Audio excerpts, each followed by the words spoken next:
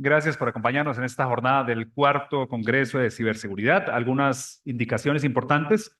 En la parte de atrás, en el salón, en la parte de atrás izquierda, hay una unidad de carga para que ustedes puedan conectar sus equipos si así lo requirieran. También está la estación de café permanente durante todo el día para que ustedes puedan disfrutar del mismo. Ya en contados minutos pasaremos a nuestro primer café de la mañana, que deberían aprovechar también para hacer interacción y poder realizar los contactos de negocios correspondientes que también pretende como objetivo secundario este Congreso de Ciberseguridad. En esta edición, el patrocinio corresponde a Microsoft y a la Universidad Fidelitas, también con el auspicio del Cybercluster de Costa Rica y de TrueSec. Nuestra siguiente conferencia corresponde al señor Marco Blen, quien es CEO de Latitude Enterprise Consulting. Él es un profesional holístico con más de 20 años de experiencia en tecnologías de información, arquitectura empresarial, seguridad de la información, transformación digital y gestión de portafolio de proyectos de alta complejidad y gestión de cambio en todo LATAM, Caribe y Norteamérica. Es un catedrático universitario muy reconocido, ha sido instructor desde 2010 más bien, de más de 3.500 estudiantes certificados en diferentes temas. Es un apasionado por la tecnología, la arquitectura empresarial y la transformación de entornos empresariales desde una perspectiva disruptiva e innovadora. Le damos la cordial bienvenida a don Marco Blen. Lo recibimos con un fuerte aplauso. Gracias.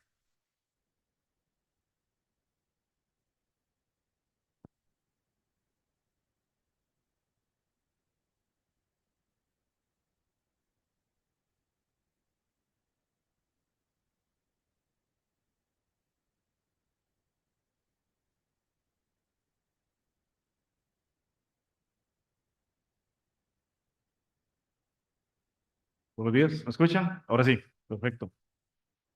Placer estar hoy por acá. Desde nuestra representada Latitude Enterprise Consulting queremos darles una gran bienvenida. Y la idea es que aprovechemos este espacio. Vamos a hablar hoy sobre un tema que creo que está en boga. Tiene un poquito de tono de sector financiero, pero al final digamos que lo que vamos a ver son referencias, arquitecturas de referencia y temas fundamentales que son aplicables a cualquier organización y específicamente vamos a ver unos temas que tienen que ver con regulaciones y temas que tienen que ver precisamente con el tema de auditoría en entornos financieros. Entonces, primero que todo, ahí está mi contacto. Por allá también tenemos un stand donde ahora podemos compartir un poquito si alguien tiene alguna consulta específica o quiere explorar algún tema. Ok, arrancamos por acá. Hoy vamos a hablar un poquito de estándares, certificaciones en materia de ciberseguridad, gobernanza de TI y básicamente ¿cómo ayuda esto al cumplimiento regulatorio? ¿Cómo ayuda esto a la gestión de riesgos en los servicios financieros? Y vamos a ver diferentes enfoques. Vamos a ver lo que es riesgos de ciberseguridad como tal, o sea, ¿eso qué significa? Vamos a entender un poco, ¿verdad?, cómo enfrentamos precisamente el tema de auditoría externa. Para las personas que vienen de entidades financieras, vamos a hablar un poquito de la transformación, ¿verdad?, de la regulación de su jefe, ahora con ASIF 0524. Y también vamos a hablar un poquito de lo que ha hecho el Banco Central desde la perspectiva de SIMPE para comenzar a agregar precisamente controles de ciberseguridad. Cuando nosotros hablamos de riesgos en ciberseguridad, lo primero que se nos viene a la cabeza es, nos pueden atacar, nos pueden vulnerar, me pueden encriptar la organización, me pueden secuestrar la información. Entonces, básicamente, existen marcos de referencia a nivel mundial que precisamente nos comienzan a ayudar a definir una estrategia de seguridad de la información integral. ¿Qué significa eso? Primero tengo que entender qué es lo que quiero proteger y de ahí arranca precisamente esta perspectiva de riesgos. Entonces, para arrancar por acá, levanten la mano los que son del sector financiero, por favor, que hay bastantes. Entonces, uno de los temas más interesantes aquí es, bueno, ¿cuáles son los activos digitales que yo quiero proteger? ¿Cuáles son los activos físicos que quiero proteger? Y algo que es muy relevante, ¿verdad? ¿Cuál es la información intelectual, la que está en las cabezas de las personas que también quiero proteger? Entonces, cuando hablamos de riesgos de ciberseguridad, comenzamos a entender entonces que hay un proceso para identificar, priorizar y remediar. Mi superficie, que puede ser precisamente el espacio de amenazas que me va a atacar. Entonces, en ese orden de ideas, lo que nosotros comenzamos a definir precisamente en las organizaciones es que tenemos que tomar decisiones estratégicas y basadas en información. Les voy a poner un ejemplo. En un banco, en una entidad financiera, ¿qué es lo más importante? La información de los clientes. ¿Qué pasa si me vulneran la información de los clientes? Me sacaron el listado de todas las tarjetas de crédito de mis clientes con las características fundamentales. Me sacaron precisamente ahí la fecha de vencimiento, el nombre de la persona y adicionalmente a eso el código de seguridad. Entonces comienzo a entender que tengo un riesgo grandísimo y aparte de eso estoy comprometiendo mi reputación. ¿Qué sucede? Comenzamos a entender entonces, a ver, que el mundo trabaja en función de mejores prácticas, de buenas prácticas, de prácticas emergentes. Y específicamente NIST, que es el National Institute of Standards of Technology, que es auspiciado por el Departamento de Comercio de Estados Unidos, propone un marco de trabajo precisamente de ciberseguridad, en donde mucho se enfoca precisamente en entender cómo identifico el riesgo y en función a ese riesgo, cómo defino mi estrategia de seguridad de la información integral. Entonces, comenzamos a entender que el objetivo, ¿sí?, es entender, bueno, ¿qué debemos proteger? ¿Cuál es el nivel de riesgo que tengo de exposición precisamente en función a mi ecosistema empresarial y tecnológico? Y después de eso comenzamos a entender, bueno, cuáles son las necesidades que voy a gestionar, o sea, cómo voy a gestionar estos riesgos. En la versión 2.0, que fue liberada en febrero de este año, entonces es interesante porque comenzamos a entender que hay un nuevo proceso, ¿verdad? Una nueva función que se llama gobernar. Antes el framework no tenía la gobernanza, sino que entrábamos de una vez a entender cómo gestionábamos las amenazas. Esta gobernanza básicamente lo que nos va a permitir a nosotros es establecer y monitorear precisamente esa gestión de riesgos, todas aquellas cosas, eventos posibles que estoy consciente de que me pueden generar un impacto dentro del ecosistema, sea una interrupción, sea un compromiso de información, o inclusive temas un poco más complejos, ¿verdad? Cuando ya definitivamente me dejan por fuera todo el modelo operativo del negocio. Esta función de gobernar es transversal y en el fondo comenzamos a entender, ¿verdad?, que necesitamos tener un cuerpo de gobierno y gestión. ¿Qué significa eso? Personas que están dedicadas precisamente a entender cómo estructuro esas estrategias de seguridad de la información y la convierto en controles, la convierto en accionables que nos van a permitir de alguna otra forma entonces estabilizar y tener precisamente, a ver, una estructura que de alguna otra forma me permita protegerme y ojalá defenderme. ¿Ok? El mismo framework nos invita a hacer un proceso bastante exhaustivo, pero se enfoca muchísimo en una actividad que a mí me encanta, que es la identificación, ¿verdad? Uno al final llega y dice, bueno, en función al riesgo, ¿qué es lo que quiero proteger? Lo que más me duele. Entonces hago una identificación de activos. ¿Qué es lo que pasa? Hoy tengo activos propios que yo gestiono, un data center, servidores dentro de mi ecosistema, y tengo activos o servicios que yo no gestiono, la tercerización, lo que está en la nube, lo que está en el famoso SaaS. Ahora está la filosofía de X as a service, lo que está en lo que sea como servicio.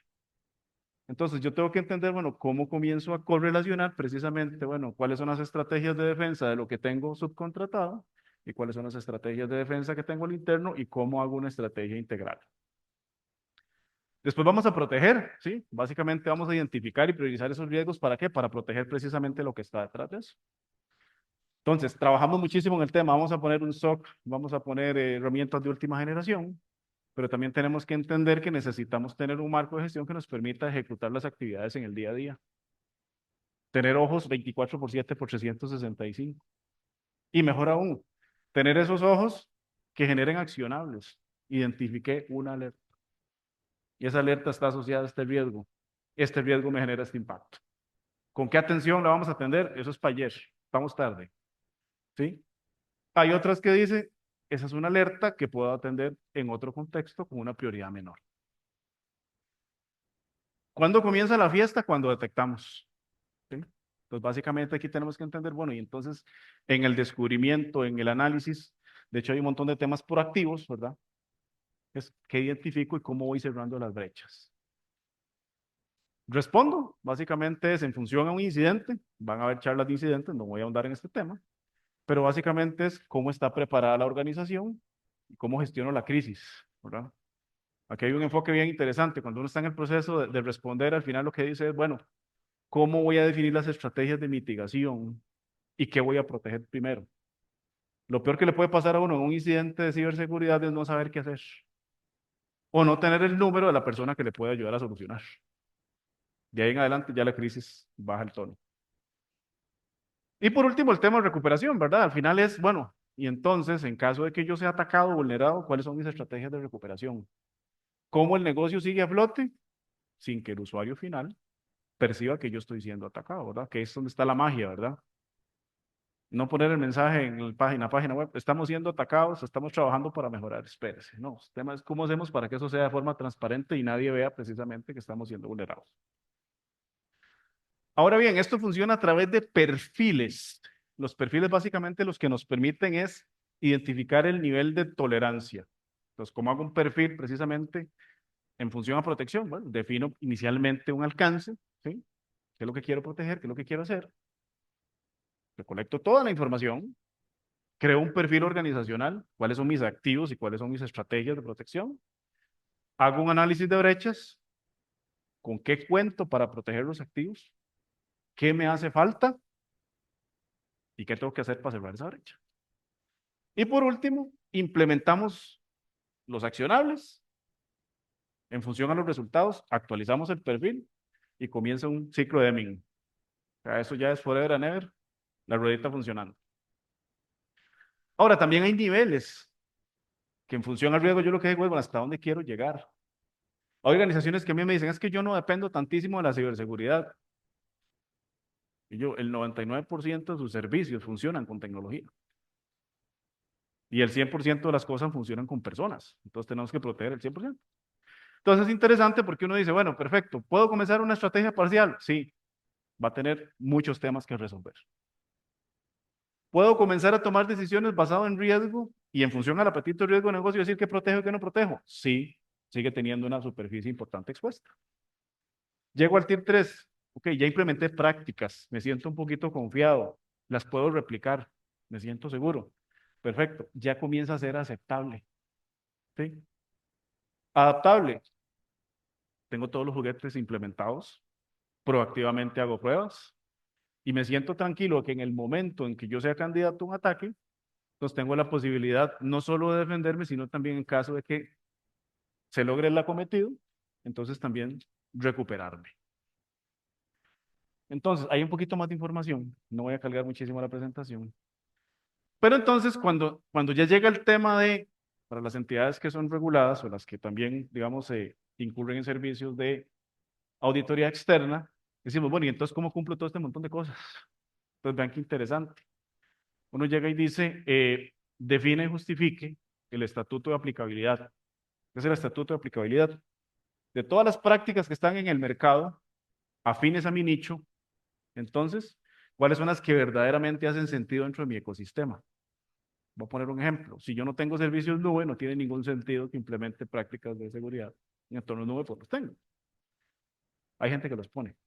Preventivamente, no tienes nada que proteger en la nube. Hay otras personas que dicen, mire, yo tengo un data center en sitio. Ah, bueno, entonces hay que agregar controles adicionales de seguridad física que probablemente si tengo los servicios tercerizados no los requiero. ¿Para qué sirve ese estatuto de aplicabilidad? Precisamente para definir, bueno, cuál es el alcance de lo que voy a hacer. Después vamos a implementar las prácticas de gestión asociadas basadas en un proceso repetitivo y con evidencia sustantiva.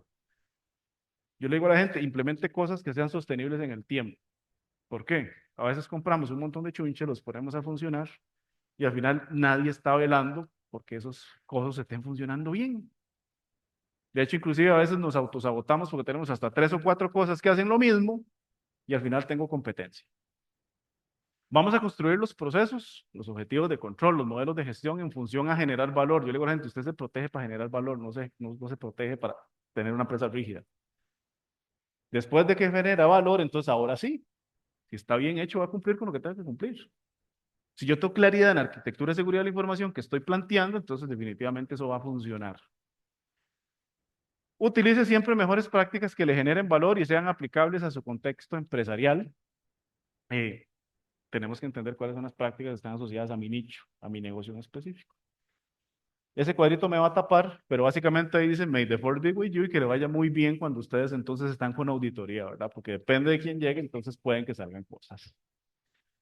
Ahora bien, ya entrando un poquito en temas regulatorios, a ver, CONACYF, que es el Consejo Nacional de Supervisión de Entidades Financieras, propone, esto es una norma nueva que está en consulta, básicamente fortalecer a todas las organizaciones en función de dos temas, ¿verdad? O sea, cómo metemos de alguna u otra forma, ¿verdad? Órganos de dirección, de alta gerencia y de control en relación precisamente al marco de gestión de gobierno de TI, pensando muchísimo en ciberseguridad, en seguridad cibernética, en resiliencia operativa, en temas de, digamos, de cómo veo los activos digitales protegidos verdaderamente. Y por otro lado es interesante porque entonces lo que dice, bueno, en función a aquella estrategia de seguridad de la información, de seguridad cibernética, entonces, ¿cómo actualizo precisamente el marco de gobierno para que todo el ecosistema esté protegido? Entonces, vean qué interesante, comenzamos a hablar ahí de nube, comenzamos a hablar ahí de gestión de incidentes, comenzamos a hablar ahí inclusive, ¿verdad?, de todo lo que tiene que ver con servicios tercerizados, con el tratamiento y uso de datos, ¿verdad? A la par de eso está la ley de delito informático, la ley de protección de privacidad de datos, las mejores prácticas internacionales. Pero es interesante porque entonces, ¿me pueden quitar ese cuadrito que está ahí abajo, porfa? Me está tapando mucho la presentación. Entonces, en el fondo, en el capítulo 3, se explica específicamente, bueno, entonces, cómo comenzamos a integrar toda la tecnología con prácticas específicas, seguridad de la información, seguridad cibernética, conciencia de seguridad.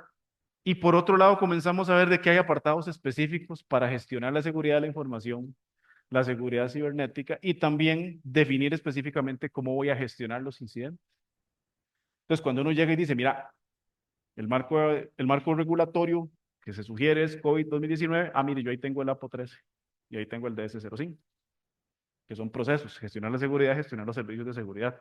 Pero ¿con qué los complemento? Con aquí está NIST, que tiene controles y una filosofía de defensa. Mira, por aquí tengo controles IS, ¿sí? Por aquí está ISO 27001. Entonces al final uno que dice, bueno, perfecto, todo esto que está, claro, que está exponiendo es que tenemos que comenzar estratégicamente a integrar el tema de seguridad de la información en cada cosa que hagamos. ¿Qué es lo interesante? Que inclusive por un tema de paz mental, el Banco Central llega y le dice a todas las organizaciones que utilizan el servicio SIMPE, hey, vamos a poner controles de ciberseguridad basados en precisamente el Cyber Security Framework. ¿Para qué? Para que usted cumpla controles mínimos para garantizar que el sistema SIMPE esté seguro. E inclusive ahorita están muchos clientes, estamos terminando auditorías ahorita e implementaciones, voy a cumplir ahorita en junio, ¿verdad? Pero es interesante porque entonces comenzamos a entender, bueno, cuáles son esas posturas que tenemos que precisamente proteger. ¿Por qué? Porque el SIMPE comenzó a ser un mecanismo de los más vulnerados, ¿sí? De hecho, hay organizaciones con canales no autenticados, o sea, cuando yo puedo por un SMS hacer un SIMPE, ¿verdad? Que se vuelven muy vulnerables. ¿Por qué? Porque es lo más fácil atacar, el dispositivo del usuario final. Entonces, se vuelve súper interesante el tema porque inclusive, tanto en este caso CONACYT como Banco Central, comienzan a poner como parte de su regulación la implementación de estos controles para garantizar la protección de los activos digitales de nuestros ciudadanos. Para ir cerrando un poco, bueno, aquí está un listado de los controles SIMPE, no voy a entrar a detalle, ahí en el stand, si tienen alguna consulta en específica los puedo atender un ratito, pero entendiendo un poco las conclusiones, o lo que quiero que tal vez que se lleven hoy en la cabeza es, uno, todas las empresas tienen que comenzar a trabajar en una mejora sustancial en el gobierno, en la gestión de tecnologías de información, pero viéndolo desde una forma integral. Cuando hablamos de integralidad estamos hablando procesos, personas, tecnologías. ¿Para qué hacemos esto? Para que los activos digitales estén protegidos. Ahora, ¿qué utilizamos? Marcos de trabajo. Tenemos algo que se llaman meta frameworks, que básicamente lo que nos permiten a nosotros es utilizar diversas prácticas e integrarlas con la intención de precisamente estructurar el proceso en función a las cosas que generan valor a la organización.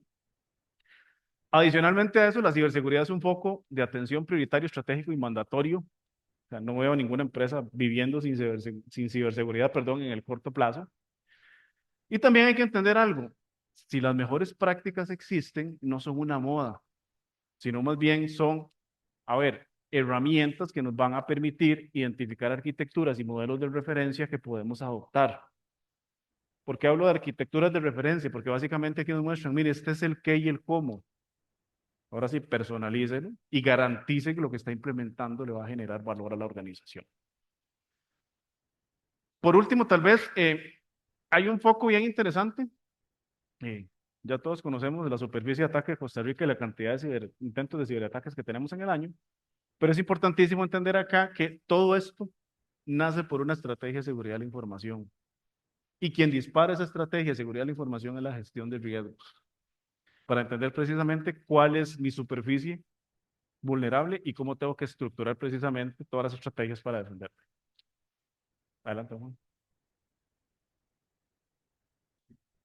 Por favor, tenemos asiento para la sesión, la ronda de preguntas y discusión. Bien, Marco aquí nos acaba de dar un esbozo de la nueva reforma que pretende su jefe, el regulador en materia financiera. Bueno, y aclarar que no solo entidades financieras, las fintech también se están viendo Correcto. impactadas no solo por el reglamento SIMPE, que tienen que implementarlo, sino también por normativa su jefe. Entonces, sin duda va a ser un gran esfuerzo que van a tener que hacer estas organizaciones en implementar todas estas medidas. En ese sentido, Marco, le quiero preguntar si cambia el rol o el alcance de las empresas o de los profesionales encargados de hacer las auditorías. ¿Hay ahora con esta nueva propuesta mayor responsabilidad, protagonismo? ¿Se mantiene igual? ¿Cómo está el asunto? Ahora, yo creo que el tema más importante es que cuando, a ver, cualquier entidad quiere hacer una auditoría externa, lo primero que tiene que entender es cuál es el alcance de la auditoría y cuáles son las competencias de los profesionales que van a auditar. Esto se mueve muy rápido. De hecho, digamos, la tendencia, digamos, de adopción de nuevas prácticas, prácticas emergentes específicamente, viene en auge. Entonces, creo que hay una responsabilidad por parte de esas empresas en, a ver, garantizar de que quien está haciendo la auditoría tenga un contexto claro de qué se debe auditar. ¿Cuál es el desafío? Eh, que el tema es muy denso. O sea, cuando nos llegan a hacer una auditoría de ciberseguridad, por ejemplo, uno se puede encontrar ahí cualquier cosa. Inclusive las mismas empresas en su definición de aplicabilidad, ¿verdad? Dicen, mira, a mí me gustaron más los controles ISO 27000 que los controles NIST. Entonces tiene que ser una auditoría basada en controles ISO 27000, no NIST. Entonces ese es el tema, ¿verdad? O sea, en el espectro, ¿verdad? De lo que se va a auditar, en el foco es, tienen que ser expertos, tienen que conocer. Y algo que yo siempre le he pedido tal vez a una auditora externa es, ojalá quien audite ya haya implementado alguna vez en su vida. Claro. ¿Para qué? Para que se siente en la silla, ¿verdad? Del cristiano y logre entender lo que él vive en su día a día, ¿verdad? Muy bien. Usted mencionó ahorita un tema que le interesa mucho, que le gusta, que es la identificación. Yo también en los últimos años he dedicado bastante estudio al tema de identidad digital, porque uno de los retos o de los grandes desafíos que en la actualidad tienen las entidades financieras es la suplantación de identidad y de allí parte, ese es el vehículo ideal para la estafa informática. Con este reglamento o con esta propuesta, estas nuevas medidas, incluso contemplemos la del SIMPE, ¿cree que se pueda combatir un poco más o prevenir la suplantación de identidad? ¿Nos estaría ayudando esta nueva normativa? A ver, cada vez que nosotros subimos el nivel, ¿sí? Digamos, en el TIR específicamente de protección, las nuevas herramientas, las nuevas prácticas precisamente vienen, a ver, a mejorar y a robustecer precisamente todos estos tipos de ataques. Específicamente con la suplantación de identidad hay dos enfoques. Uno es el hecho técnico de la suplantación y el otro tema es la reacción de las personas. Hay gente que no se ha dado cuenta que ya lo suplantaron, ¿verdad? Entonces también todo esto viene a fortalecer desde la perspectiva del gobierno es cómo desarrollamos las capacidades de los usuarios para que logren identificar precisamente este tipo de amenazas. Y por otro lado, evidentemente, todo este, digamos, análisis de riesgo en función a la definición de los controles que tenemos que implementar va a robustecer de forma integral el proceso. ¿Cuál es el tema? Tiene que ser en conjunto. Claro. Si no, digamos, al final no logramos digamos, el objetivo que buscamos. Muy bien, ojalá sirva porque realmente es una problemática muy grande que estamos teniendo en el país en este momento en materia de identidad digital. Hace poco hablábamos y usted me comentaba de los retos o complejidades que está presentando estos requisitos para participar en el sistema SIMPE. Ahorita también nos comentó que han hecho algunas implementaciones últimamente. ¿Cómo les ha ido con ese tema? ¿Qué dificultades han encontrado en cuanto a la normativa? ¿Cómo va el asunto? Ok, tal vez en la experiencia nuestra, el tema es cómo identificar precisamente cuál es la superficie de protección. Recordemos que la normativa SIMPE es específicamente para la infraestructura social del servicio.